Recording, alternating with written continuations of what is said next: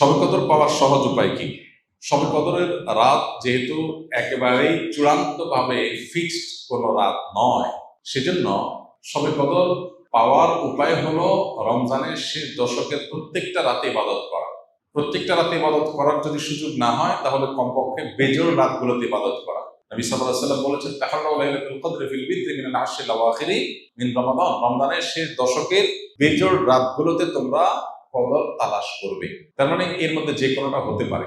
আল্লাহ তাআলা বিষয়টাকে উজ্জ্বল রেখেছেন কেন? হাফেজ ইবনে হাজার আসকারী রাহমাতুল্লাহ আলাইহি বিশ্ববিখ্যাত হাদিস ব্যাখ্যাতা, হাদিস বেত্তা, তিনি সহিহ বুখারীর বিখ্যাত ব্যাখ্যা গ্রন্থ ফাথুল বারীতে লিখেছেন যে আল্লাহ রাব্বুল আলামিন লাইলাতুল কদর নির্দিষ্ট একটা রাতকে ফিক্সড করে না দিয়ে, এই যে শেষ দশক আবার বেজোড় রাতগুলোর মধ্যে সম্ভাবনা বেশি, এটা করেছেন যাতে করে আমরা বেশ কয়েকটা রাত ধরে ইবাদত করতে পারি। এখন মনে হতে পারে এটা তো আমাদের কষ্ট হচ্ছে, আমাদের জন্য বোঝা হলো, ফিক্সড হলো তো আমাদের জন্য সহজ হয়ে যেত। মরার পর যখন আমল নামা হাতে পাবো, তখন মনে হবে ইস, এই লাইলাতুল কদর আল্লাহ শেষ 10 রাতের মধ্যে রেখেছেন। পুরো রমজান রাখতেন তাহলে 30 রাত ধরে ইবাদত করতে পারতাম, কারণ তখন লাভটা চোখে আসবে এবং দেখা পড়বে। এই জন্য লাইলাতুল কদরের জন্য শেষ সাথে বেশি বেশি ইবাদত করতে হবে। এটা হলো লাইলাতুল কদর পাওয়ার সহজ উপায়। আরেকটা সহজ উপায় আছে, সেটা হলো ইতিকাফ, যেটা এতক্ষণ বললাম। আপনি মসজিদে যদি ইতিকাফ করেন, তাহলে লাইলাতুল কদর পাওয়াটা এমনিতেই সহজ হয়ে যাবে।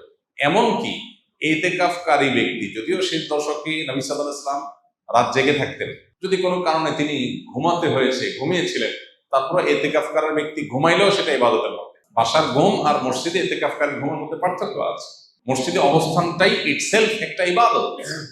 অতএব আপনি যদি চান যে আমার লাইলাতুল কদর মিস না হোক, তাহলে তার জন্য সবচেয়ে মোক্ষম সুযোগ এবং সবচেয়ে সহজ উপায় হলো ইতিকাফ করা। ইতিকাফ অত্যন্ত প্রেমময় একটি ইবাদত, যেটা খুব ভেতর থেকে ফিল করা যায়। আল্লাহর সাথে একান্তে কথা বলা যায়, অনুভব হবে যে আমি আল্লাহর ঘরে আছি, আল্লাহর ঘরে হাজির হয়ে গেছি। সবাই বের হয়ে যাচ্ছে, আমি বের হচ্ছি না, কারণ আমি আল্লাহর ঘরে বন্দী, নিজেকে বন্দী করে ফেলেছি। অন্যরকম এক ফিল আসবে ইনশাআল্লাহ। রমজানে কাজা হওয়া রোজা মা বোনরা কখন রাখা সর্বোত্তম হবে? সবচেয়ে উত্তম হলো সওয়ালের মধ্যে রেখে ফেলা, যত আগে রাখা যায়। যদি সেটা না রাখা যায়, পরবর্তী রোজার আগে আগে রেখে ফেলা উচিত। আয়েশা রাদিয়াল্লাহু তাআলা আনহা তার ভাঙতি যে রোজাগুলো হতো, সেগুলো তিনি পরবর্তী রমজানের আগে শাবান মাসে রেখে ফেলতেন। তিনি এর মধ্যে রাখতে পারতেন না কেন? কারণ নবী সাল্লাল্লাহু আলাইহি ওয়াসাল্লাম তার সাথেই থাকতেন, এবং নবী সাল্লাল্লাহু আলাইহি ওয়াসাল্লাম সাথে থাকার কারণে, স্বামীর সাথে থাকার কারণে স্বামীর হাজত বা প্রয়োজনকে মাথায় রেখে রোজা রাখতে সুযোগ পেতেন কম।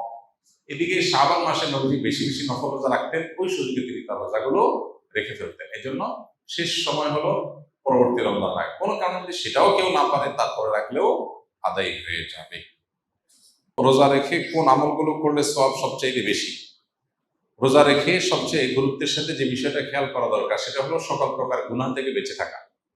সকল প্রকার গুনাহ থেকে বেঁচে থাকা। আমি রোজা আছি, আমি গীবত করবো না, আমি রোজা আছি ঝগড়া করবো না, আমি রোজা আছি গালমন্দ করবো না, আমি রোজা আছি মিথ্যা কথা বলবো না, আমি রোজা আছি হারাম কোনো জিনিস ফেসবুকে, ইউটিউবে, মোবাইলের বাইরে, অফলাইনে, অনলাইনে কোনোভাবে দেখবো না। এই জিনিসটা হলো রোজার মধ্যে সবচেয়ে গুরুত্বের সাথে আমাদের করা দরকার। আমরা বেশিরভাগ মানুষ নফল আমল করি, ফরজের খবর নেই। আমরা কোরআন তেলাওয়াত করি, আমরা ওয়াজ শুনি, আমরা জিকির আজকার করি, কিন্তু আমি মোবাইলে হারাম জিনিস দেখি, ভিডিও দেখি, মিউজিক শুনি, ইচ্ছায় অনিচ্ছায় আমার জ্ঞাতসারে অজ্ঞাতসারে গুনাহ করি, তাহলে আমার রোজার পুরো ফজিলতটা নষ্ট হয়ে যায়। জন্য নবী সাল্লাল্লাহু আলাইহি ওয়াসাল্লাম বলেছেন, রব্বা সাইমিন লাইসা লাহু মিন সিয়ামিহি ইল্লাল জু। বহু রোজাদার আছে, রোজা থেকে উপোস থাকা ছাড়া তার কোনো উপকার হয় না। সেজন্য এই জিনিসটা খেয়াল করা দরকার। আর এর পাশাপাশি নফল আমলের ভিতরে সবচেয়ে বেশি করণীয় কোনটা, যদি সেটা বলেন তাহলে বলবো রমজান মাসে কোরআনে কারীমের প্রতি আমাদের বিশেষ গুরুত্ব থাকা উচিত। এর বাইরে দোয়াটা বেশি বেশি পরিমাণে করা দরকার আমাদের। রমজানে কোনো ব্যক্তি হঠাৎ এমন অসুস্থ হয়ে গেল যে সাহরি খেয়ে রোজা রাখতে পারবে না, সেক্ষেত্রে ওই ব্যক্তির রোজার কাফারা কি হবে?